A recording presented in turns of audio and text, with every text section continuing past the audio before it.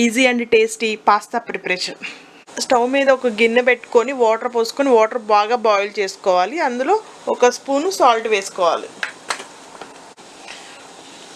Water బాగా boil అవుతున్న తర్వాత 1.5 కప్పు పాస్తా వేసుకొని ఉడికించుకోవాలి.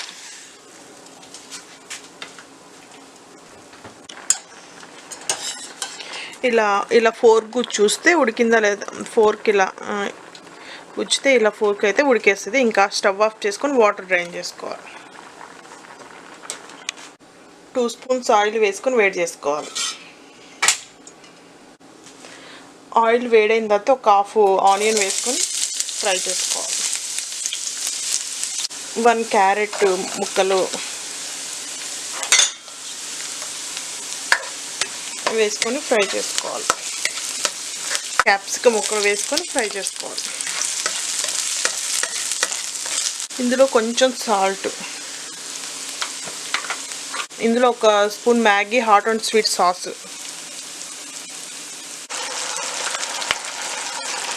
చిటికెడు పెప్పర్ పౌడర్ వేసుకొని బాగా కలుపుకోవాలి. హై ఫ్లేమ్లో పెట్టుకొని.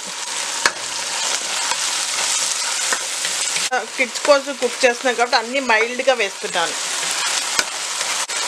కొంచెం వాటర్ పోసుకొని బాగా ఉడికించాలి.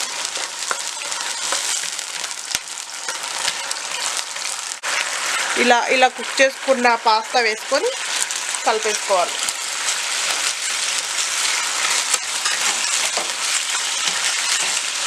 పాస్తాకి పట్టేంత వరకు కలుపుకుంటూ ఉడికించుకోవాలి.